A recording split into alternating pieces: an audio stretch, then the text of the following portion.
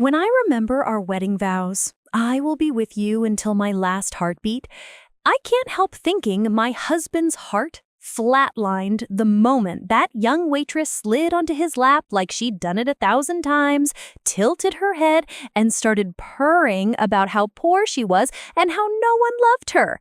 He smiled at her the way he used to smile at me when we were in our 20s. He blushed, for God's sake, at 63 years old. And when he finally noticed me standing behind him, frozen in the doorway of that hotel bar, his face went from flushed pink to corpse white in about 2 seconds. He didn't miss a beat, though. My husband has always been quick on his feet when it came to lying. "Don't mind the old woman," he told her, smirking. "That's my sister. I'm taking her to the mental hospital." They stood up together, his hand on her waist, her giggle like nails on glass, and walked past me without another word. He didn't even look embarrassed, just annoyed. I'm 60 now, but people usually guess 42, 45 on a bad day. That's not bragging. That's 40 years of green smoothies, long walks, saying no when I needed to, and force of sheer stubbornness. Oh, and 2 very well done, very expensive surgeries, eyes and jawline. I earned every inch of this face. I live outside Dallas, Texas, in a nice, bland suburb with too many SUVs and too many HOA emails about unsightly trash cans. We have a big 2-story brick house with white columns that I picked out and my husband pretends he paid for. We'll call him Mark. I met Mark when I was 19 and he was 22. He was the charming guy with the cheap car, big promises, and a crooked smile. I was the broke girl working nights at a diner and taking community college classes whenever I had a spare dollar. We built everything together. I'm not being poetic. I mean it literally. We started from nothing. 2 kids in a damp 1-bedroom apartment with noisy pipes and neighbors who fought all night. He did odd jobs. I worked at a grocery store and then at a receptionist desk. We scraped and saved. When I was 28, I had the crazy idea to start a cleaning business. Not because I loved cleaning. No one loves cleaning baseboards at 5 a.m., but because I was good at organizing chaos. I started with 1 client, then 3, then 10. Mark helped by driving me around at first. Over time, he took over the books, the invoices, the big picture strategy, as he liked to say. I took over everything else. Hiring, training, marketing, keeping clients happy, running payroll, dealing with supplies, calming down crying employees when their cars broke down or boyfriends left. By 35, we had 3 crews. By 40, we had 20 employees and contracts with medical offices and small businesses all over the area. We turned that cleaning company into a full facility services company. Cleaning, like maintenance, floor care, commercial property contracts. It was exhausting and terrifying and wonderful. We raised 2 kids during that too. Our daughter Lily is now 34, married, living in Colorado with 2 kids. Our son Tyler is 31, single, in Austin, working in tech, and pretending he invented the internet. Life was not easy. We had years of overdrafts and cheap ramen, nights with no sleep, kids with fevers, and clients texting at 3 a.m. about a locked office, medical bills, an older car that made a new noise every month, fights, big ones, small ones, money ones. But we also had loyalty, or at least I thought we did. When I was 48, I found a lump in my breast. Everything stopped. I remember the hospital smell, the fluorescent lights that made everyone look sick, the surgeon's calm voice, the blank look in Mark's eyes like someone had unplugged him. I went through surgery, chemo, weeks of lying on the couch feeling like my bones were full of concrete. I lost my hair, I lost my eyebrows, I lost my breasts. I did not lose my business. Mark handled more paperwork then, but I was the one texting employees, going over spreadsheets from the couch, planning routes, making sure we didn't collapse. I refused to let cancer take everything. When I survived, and I did survive, I decided something quietly. I would never let myself be a victim again, not to a disease, not to bad luck, not to a man. Funny how life likes to test those kinds of promises. Mark started changing around 60. Not all at once. It was a slow, boring sort of evil. Little things. He started making comments about the younger crowd and how guys my age are trading in for newer models, like wives or old trucks. He spent more time at the gym. Fine. Health is good. But suddenly he had a trainer named Bree who only worked with men over 50. Right. He bought new clothes, tighter ones, switched up his cologne, got his teeth whitened. If I'd done the same, no one would have blinked. But on him, it looked like a costume. He started staying out late networking with property managers, going to industry events that somehow never had spouses or partners invited. I asked questions, calmly at first. Who are you meeting? Why are you home at midnight on a Tuesday? Why does your shirt smell like perfume I don't own? He always had an answer, always just enough information to sound reasonable and just vague enough to make me doubt myself. You're being paranoid. You know how you get when you're stressed. Maybe talk to your therapist about your trust issues.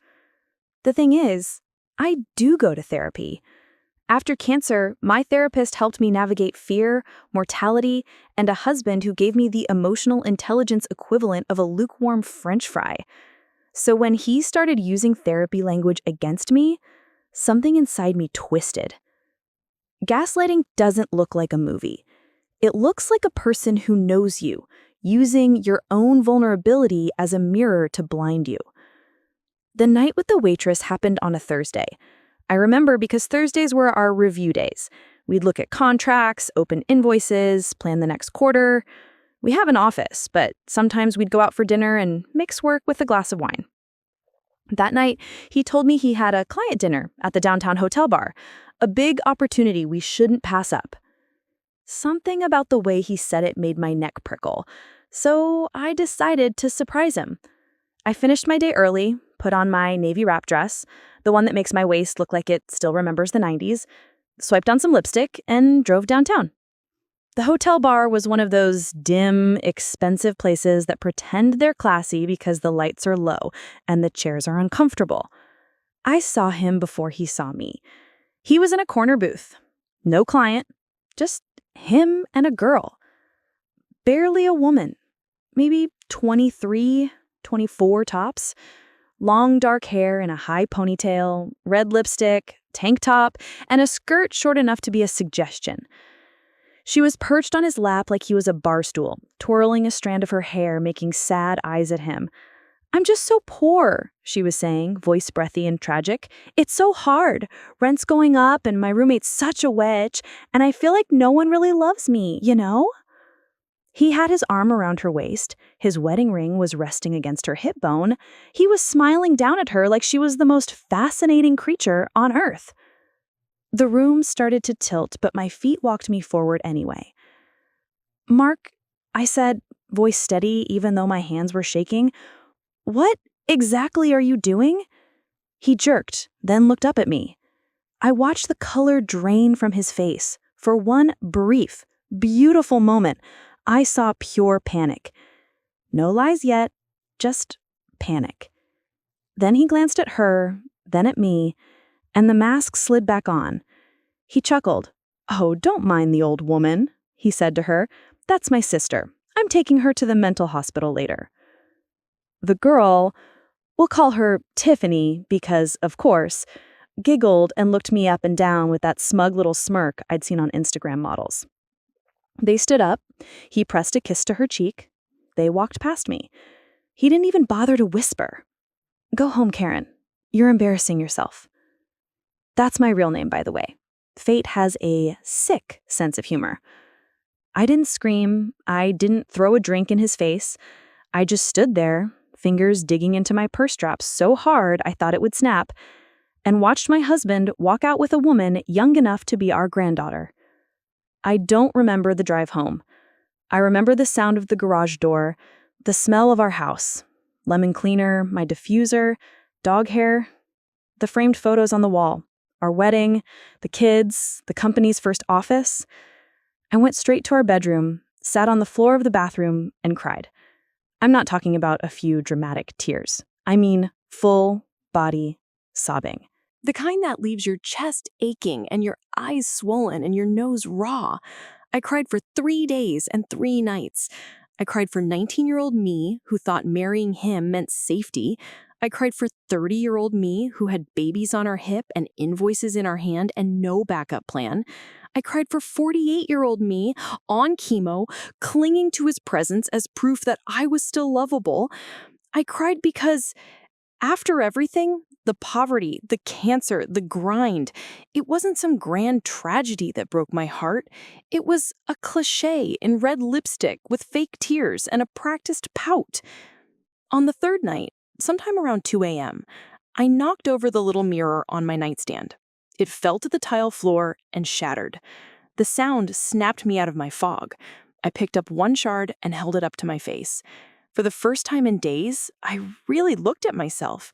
My eyes were puffy, my nose was red, my hair was a mess. There were lines on my face that hadn't been there 5 years ago. My neck wasn't as smooth as it used to be. But I didn't see an old woman.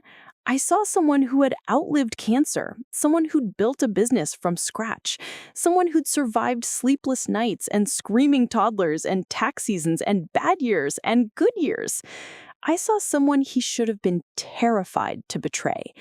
And then a thought slid into my head, quiet and fierce.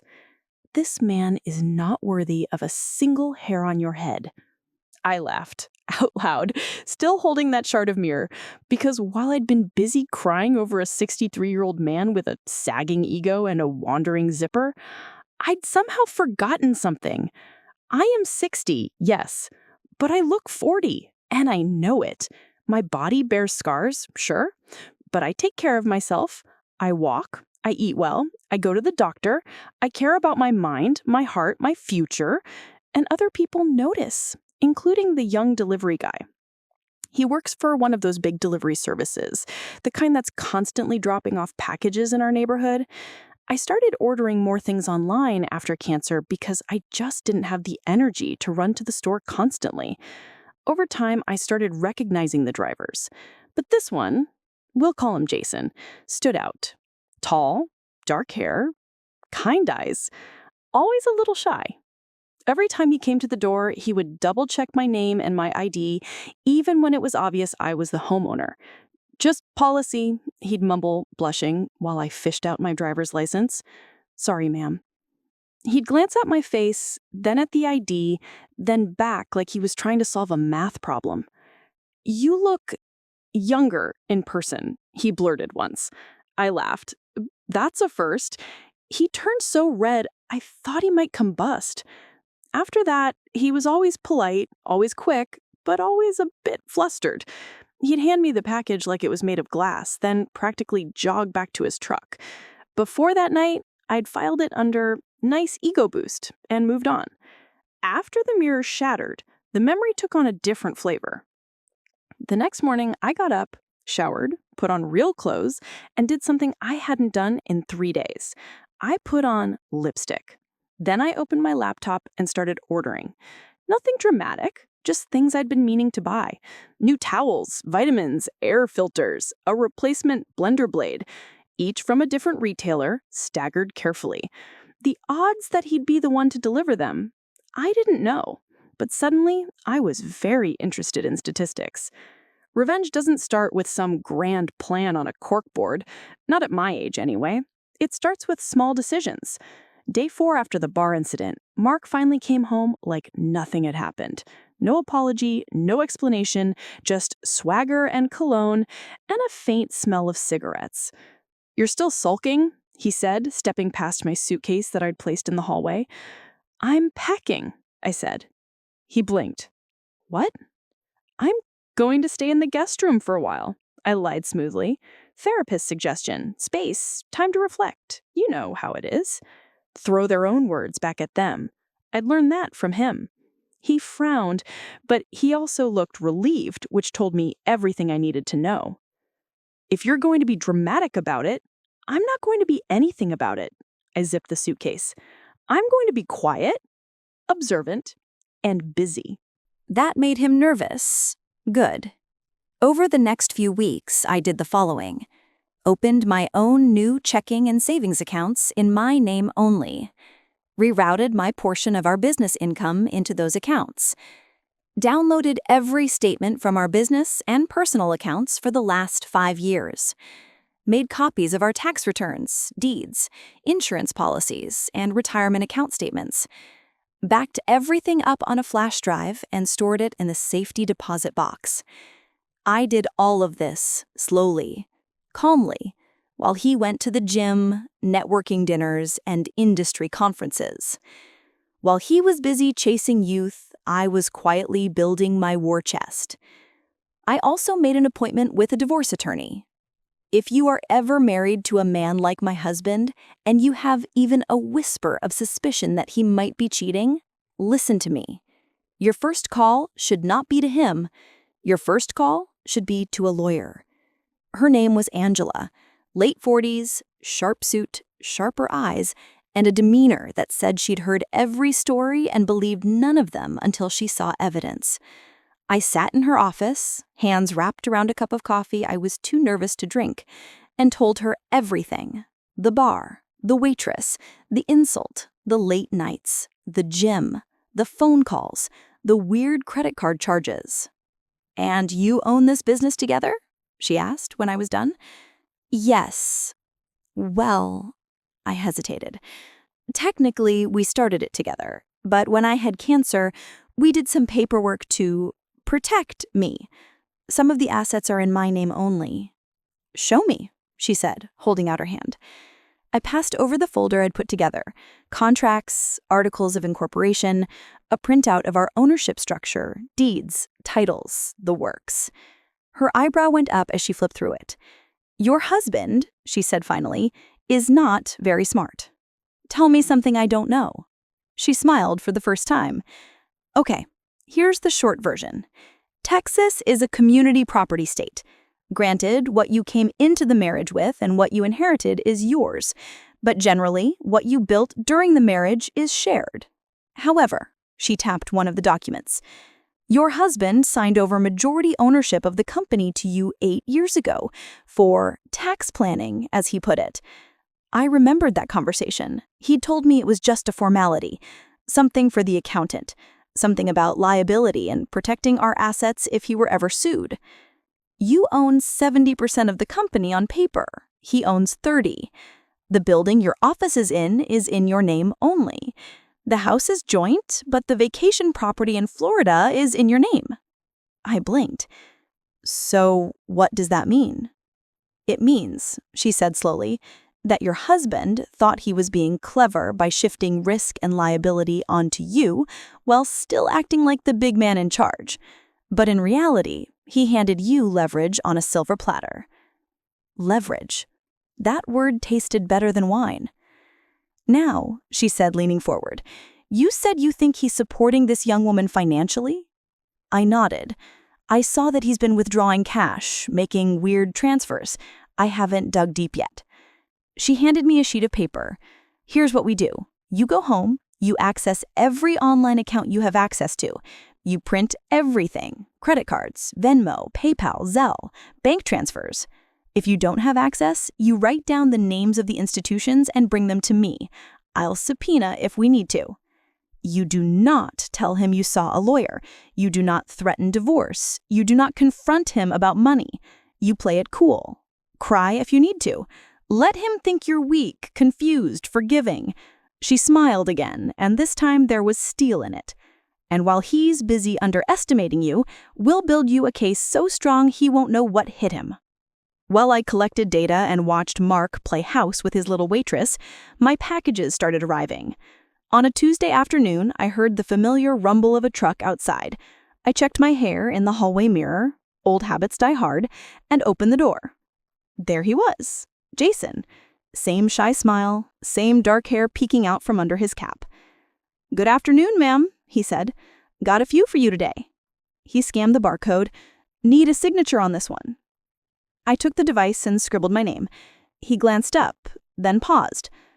You got your hair cut," he said awkwardly. "I did, actually. The crying jag had left me looking like a raccoon, so I'd gone for a trim and some light color." I did, I said. You notice? He turned pink again. It looks nice, he mumbled. You always check my ID, I said lightly. You still don't believe it's me? He rubbed the back of his neck. Honestly, he swallowed. You look younger than your ID says. That's all. I didn't mean anything by it.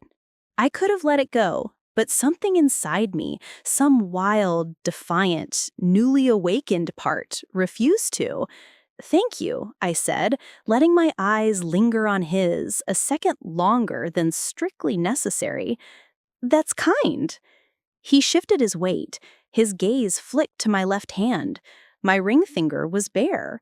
I'd taken my ring off after the bar night and put it in my jewelry box. I wasn't ready to decide what it meant permanently, but I knew I couldn't stand wearing it. No ring today? He said before he could stop himself. Notice that too? I asked softly. His eyes widened. I'm sorry. It's fine. I smiled, a real warm smile that I could feel all the way in my chest. Marriage is complicated. He laughed, a short, bitter huff that didn't match his baby face. Yeah, I've heard that. Something passed between us then. It wasn't lightning. I'm 60, not in a soap opera. It was more like recognition. Two people who'd seen enough of life to know when something was broken. Listen, I said before I lost my nerve. I don't usually do this, but there's a coffee shop 2 blocks away. Your route bring you back this way later? He blinked. Sometimes. Depends. Why? I thought maybe I'd buy you a coffee, I said, as a thank you for always making sure my packages get here in one piece. His mouth opened, closed, opened again. He tripped over his words. Are you asking me out? I should have been horrified. A woman my age asking out a man young enough to be not son, we'll say nephew. The script says I'm supposed to shrink. Instead, I laughed. I'm asking you to have coffee, I said. What happens after that is a separate question. He stared at me for a long second, something dawning in his eyes. Then he smiled. I get off at 6, he said quietly. 6:30. Corner table by the window. I'll be there. While I waited for coffee o'clock, I went back to work. That night, after Mark snored himself to sleep in the guest room he'd started using because, apparently, even cheating husbands need space, I sat at the kitchen table with my laptop. I logged into our accounts one by one. Savings, checking, credit cards, business accounts. I printed everything and put it in neat piles. At first, it was little things. A $200 charge at a boutique women's store. $150 at a high-end salon. Hotel charges on nights he was supposedly working late. Cash withdrawals. Lots of them. Then I started seeing patterns. Same ATMs, same neighborhood, every Friday night. Money transfers to an account I didn't recognize with memo lines like, help with rent, and for you, babe. My stomach turned, but I kept printing. By the time I was done, I had a thick stack of evidence, not just of the affair, but of financial misconduct. Marital waste, Angela called it later. He was bleeding our joint account dry to fund his little fantasy, sneaking around like a teenager and paying for it like a sugar daddy. What he didn't realize was that he was committing financial suicide on paper. I bookmarked it all, highlighted, tagged, organized. When I closed the last folder, it was 5 p.m. Time to meet Jason. I sat at the coffee shop in my favorite jeans, a white blouse, and a light cardigan. Simple, clean, age-appropriate, but not frumpy. I felt nervous, which annoyed me. I am a grown woman who has beaten cancer and lawyers and accountants. I should not be nervous about coffee, but I was. Jason walked in at 6:31. No uniform this time, just a navy t-shirt, worn jeans, and that same shy smile. He spotted me, hesitated, like he might bolt, then forced himself forward. Hey, he said. Didn't want to assume, but I'm glad you came, I said. We ordered, sat, chatted.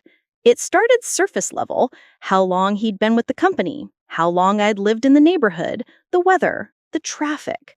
But then, slowly, the truth started to leak out around the edges.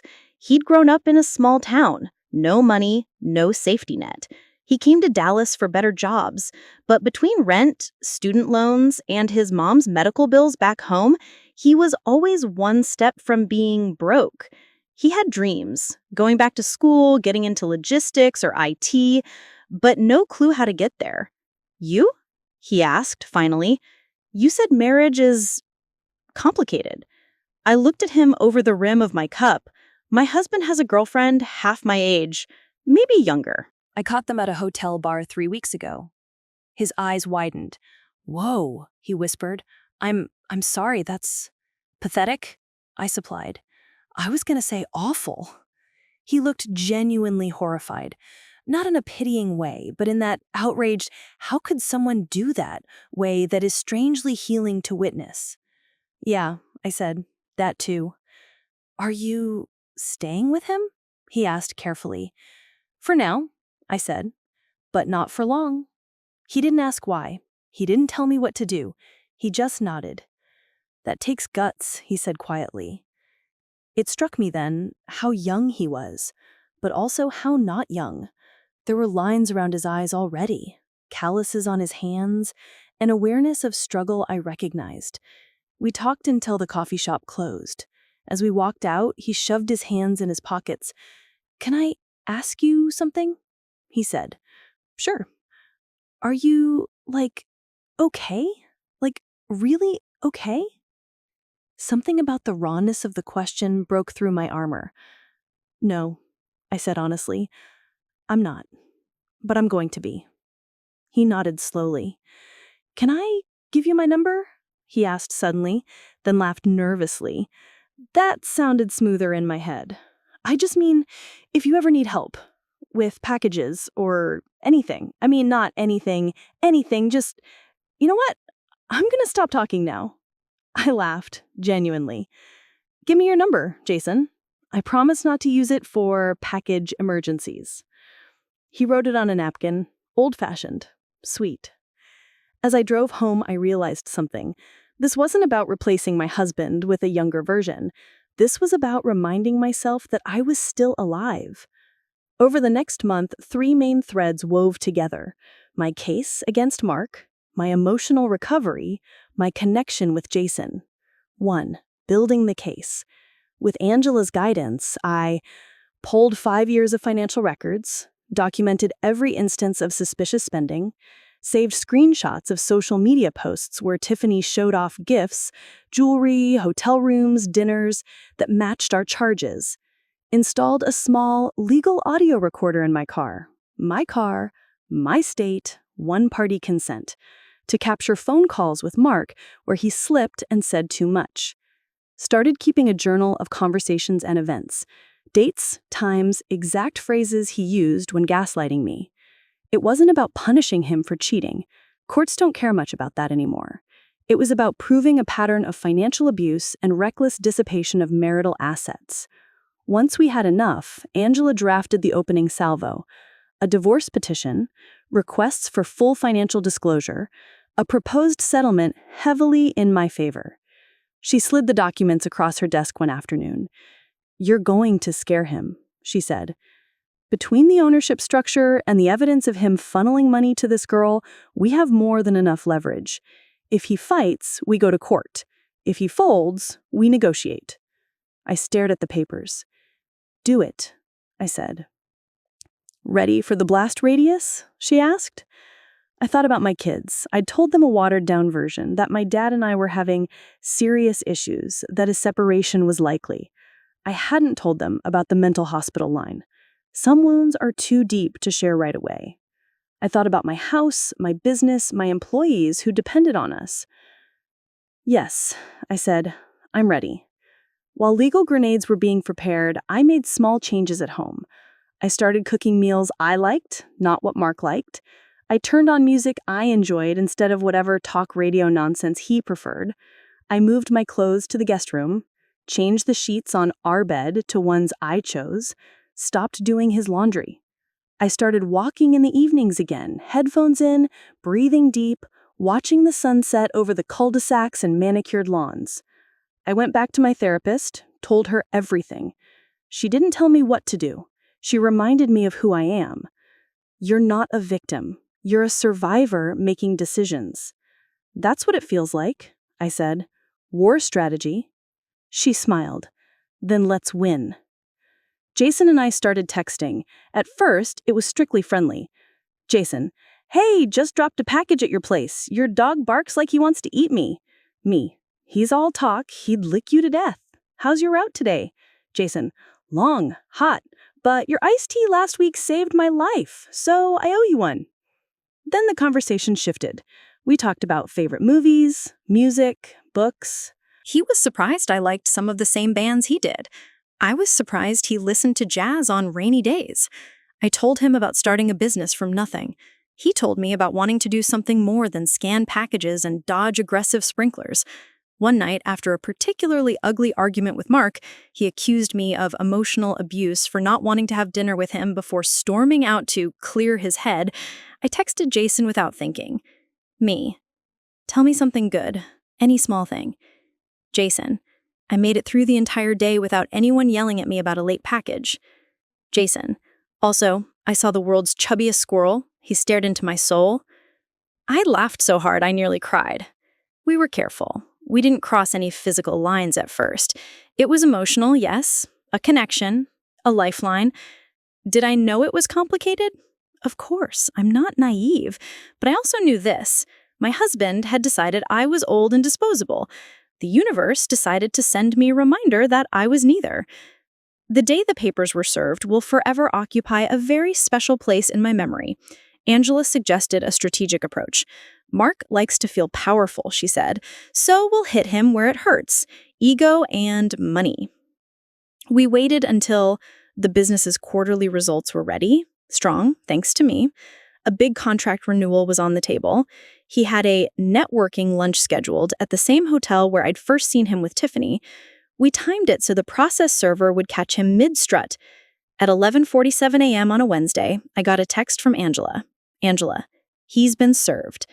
I imagined him, standing in the lobby in his too tight button-down, maybe checking his reflection when a stranger walked up and handed him an envelope with his name on it. Inside, divorce petition, evidence summaries, a proposed settlement that made it very clear he was about to lose almost everything. We weren't asking for 90% outright on paper. That would come later in the negotiation. We were asking for full ownership of the business transferred to me, the house, the Florida condo, majority of retirement accounts, spousal support, for me, ironically, legal fees. The attached exhibits laid out his financial infidelity in vivid, embarrassing detail. He called me at 11:52. I let it ring twice before answering. "What the hell is this?" he shouted. "Good morning to you too," I said calmly. "Divorce? You're divorcing me? For what? Going to the gym? Talking to a waitress?" "No," I said, "for draining our accounts to fund your midlife crisis and calling me your mentally ill sister in public." "But sure, the gym too." "You're insane," he snarled. "You can't do this to me. The business is mine." "Check the paperwork, darling," I said, and hung up. He came home that night in a rage. "You ungrateful," he cut himself off, pacing the kitchen like a caged animal. "After everything I've done for you, everything we built," I corrected. "You're going to destroy this family over what? A friendship?" I didn't bother to argue. I just pushed a stack of printed statements across the counter. I know about the cash withdrawals, the transfers, the hotel rooms, the jewelry, the rent payments. His face grew gray. "You were spying on me?" I said, "We share accounts. It's called transparency. Or it was before you started siphoning off our future to pay for someone else's rent." He knocked the papers onto the floor. "You're going to regret this," he hissed. "You won't find another man like me." "That," I said, "is the whole point." He stormed out, slammed the door so hard the frame shook. An hour later, my phone lit up with a new notification. Tiffany had posted a photo on social media, a picture of a fancy cocktail, a manicured hand with a new bracelet, captioned, With my man, he takes such good care of me. #blessed. Blessed indeed. I screenshotted it, forwarded it to Angela, and turned off my phone. Here's where being older and experienced pays off. A younger version of me might have caved at the first sign of conflict, might have taken a bare minimum settlement just to make it end. 60-year-old me? No. I showed up to every meeting with Angela prepared. We had spreadsheets, graphs, charts, timelines. Mark, meanwhile, showed up with bluster and a lawyer who clearly underestimated me. The first settlement offer from his side was laughable. They wanted the business split 50-50, the house sold and proceeds divided. They wanted the business split 50-50, the house sold and proceeds divided, retirement accounts split, me taking on part of his personal debt, which just happened to match what he'd spent on Tiffany. Angela slid the paper back across the table without even looking at me. "Absolutely not," she said. "You're not being reasonable," his lawyer protested. "Mr. Carson has contributed significantly to the growth of—" I cut in. "We have documented proof," I said calmly, "that my husband has been using marital funds to financially support another woman for over a year.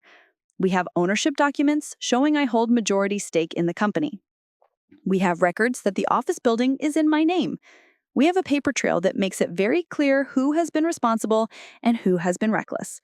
I leaned forward, just enough. "And we have more if we need it. Things the IRS might find very interesting, depending on how far we want to take this." His lawyer shifted. Mark's eyes flicked to mine, suddenly wary. Angela picked up where I left off. "Here's our counteroffer," she said, sliding a document forward. "Karen retains full ownership of the business and all associated assets. She keeps the house and the Florida property. She keeps 80% of the retirement accounts. Mr. Carson keeps his car, his personal bank account, and certain investments outlined here." "And why," his lawyer sputtered, "would we ever agree to that?" Angela smiled like a shark. "Because if you don't," she said, "we will go to court, and then the judge will see exact figures of how much Mr. Carson spent on his girlfriend. Judges don't love seeing hundreds of thousands of dollars diverted from marital accounts to fund someone's influencer dreams, especially when the wife is the majority owner of the primary business, a cancer survivor, and the primary caregiver and manager of the company." She let that sink in. "Also," she added, almost as an afterthought, "there's the matter of those creative deductions your client took over the past few years. I'm sure the IRS would be fascinated to know that the consultant fees and client entertainment expenses were actually gifts and hotel stays for his mistress. We could accidentally CC the wrong department. These things happen." The color drained from Mark's face. "You wouldn't," he stammered. "Try me," I said quietly. Negotiations dragged on for weeks. Mark blustered, threatened, tried to guilt-trip the kids. "Your mother is tearing this family apart." It backfired. They're adults, and they've seen enough to know I don't blow things up for no reason. At one point, he tried to corner me at the house. "We can work this out privately," he said, suddenly gentle, slipping into that old, familiar tone. "We don't need lawyers, just you and me, like when we started out." It might have worked once. Not anymore. "Lawyers are the only reason I'm not throwing your clothes on the lawn. We do this by the book." In the end, his lawyer came back with a final offer that was still too low. Angela countered with a move I didn't expect. "We want 90% of all marital property," she said flatly. I whipped my head toward her. "Angela!" She squeezed my hand under the table. "We have enough evidence," she said, eyes on him, "to justify a disproportionate division between dissipation of assets, fraud, and the power imbalance created by him hiding financial information. We could make a very compelling case. This is our baseline." Mark exploded. "This is extortion," he shouted. "You can't just take my life's work." I looked at him then. Really looked at him. At the man who'd watched me bald and sick and scared and still chose to betray me afterward. At the man who'd called me his sister and old woman in front of a stranger to protect his ego. The business was our life's work. You forfeited your moral claim when you started spending our money on her. He opened his mouth, closed it, glared. His lawyer called for a break. In the end, they folded. Not in one dramatic moment, but in a slow, grinding realization that they were cornered. The final settlement, signed and sealed 3 months later, looked like this. I got full ownership of the business and the office building. I kept the house and the Florida condo. I kept 80% of our retirement accounts and investments, adjusted slightly for tax implications. I got a modest amount of spousal support for a limited time. More symbolic than necessary.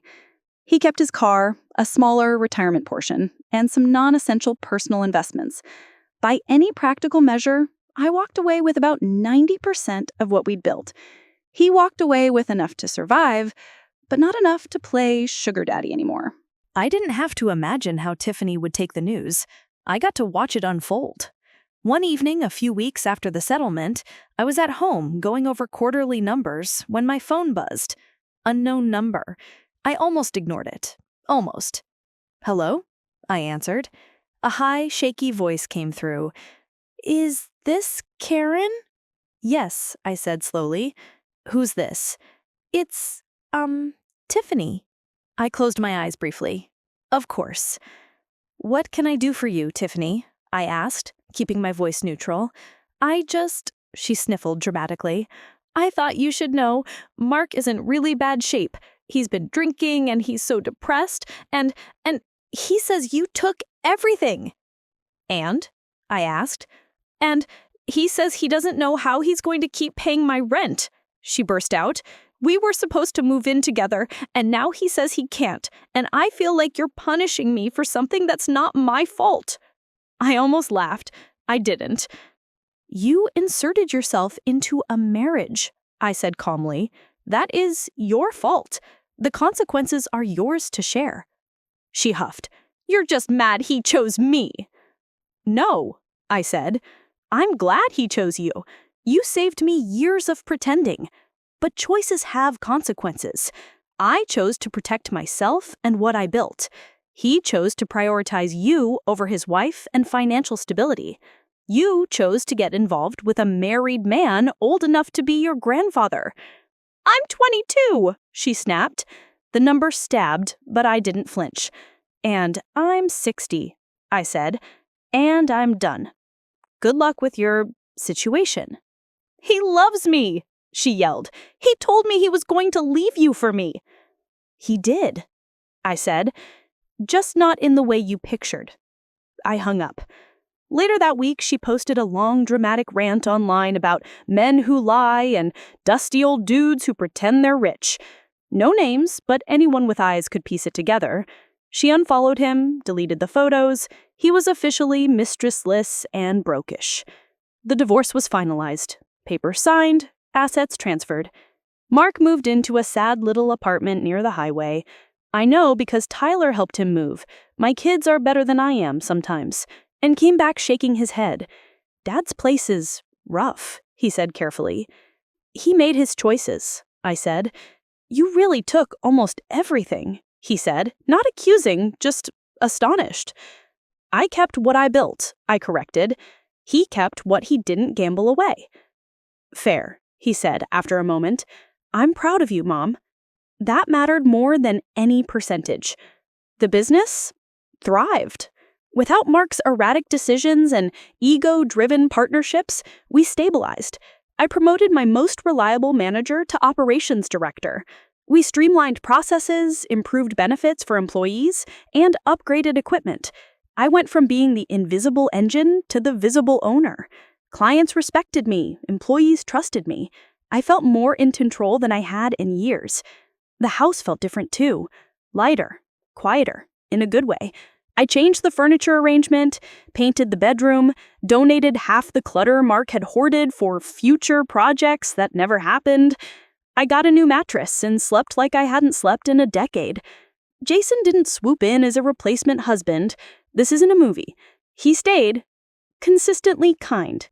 We kept seeing each other. Coffee turned into dinners. Dinners turned into long walks, movies at my place, quiet nights on the couch. Yes, eventually it turned into lovers. I'm not going to give you details. This is YouTube safe, and anyway, some things belong to me. What matters is this. He never once made me feel old. He made me feel seen, admired, respected. He asked my advice about life, about maybe going back to school. I helped him run budget numbers, apply for a part-time program, and find grants. Not because I was trying to buy him, I was very clear on that point, but because that's who I am. I build things, including people. He, in turn, reminded me how to laugh over stupid memes and bad movies, how to enjoy being touched without flinching, how to sit on a porch and watch a thunderstorm roll in without thinking about invoices. We acknowledged the age difference. We talked about it directly. I know people will judge, he said once, tracing circles on the back of my hand. Let them, I said. They didn't pay my medical bills or file my tax returns or cry on my bathroom floor. Their opinion is irrelevant. Good, he said, because I like you. A lot. Good, I said, because I like you too. Will it last forever? I don't know. I've lived long enough to know forever is a dangerous word. But right now, it's real. It's honest. It's mine. About 6 months after the divorce, I ran into Mark at the grocery store. He was alone. No Tiffany. No swagger. He looked smaller. Thinner. Gray hair grown out without the expensive dye jobs. Clothes a little worn. The shine of ego dimmed. He saw me near the produce section and froze. Karen, he said finally. Mark, I replied. We stood there, between the tomatoes and the avocados, like two strangers who used to share a life. How are you? He asked stiffly. Good, I said. Busy. Business is doing well. He winced. I heard, he said. A couple of old clients called me, said you're running things better than ever.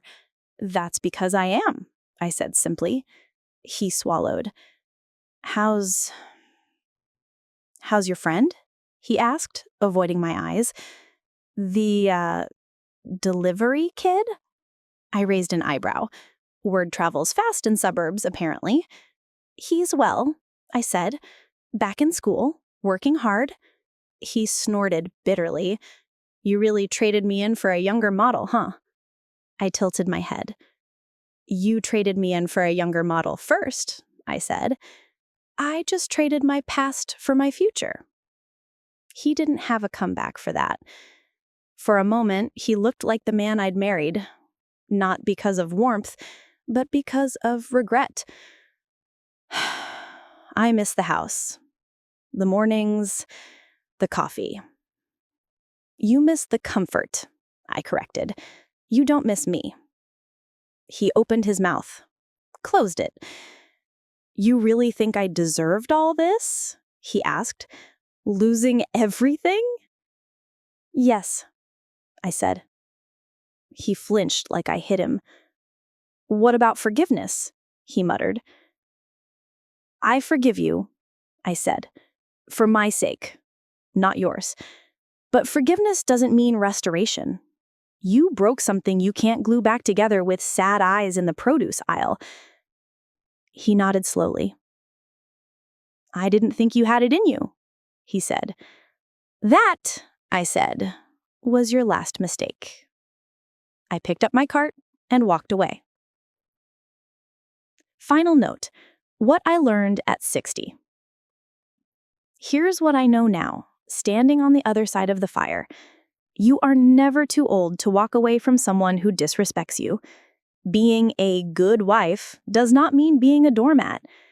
If you built it, you have every right to protect it, even from the man who helped start it. Lawyers are not the enemy. Silence is. Young, pretty, and manipulative is not a superpower. It's a phase. My husband found a mistress 40 years younger than him and thought he'd traded up. He lost his house, his business, his financial security, and his reputation. I found a lover, yes, but more importantly, I found myself again.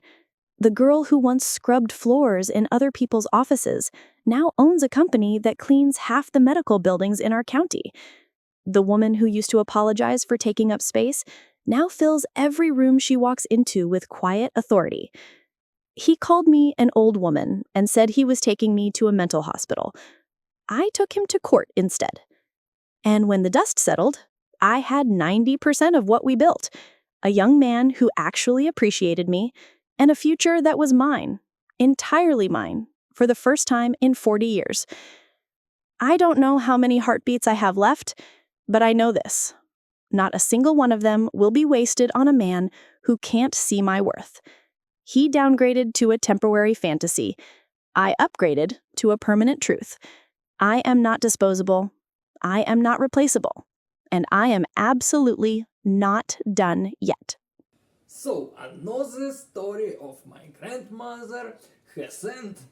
And be clicking here, you will have when more such stories.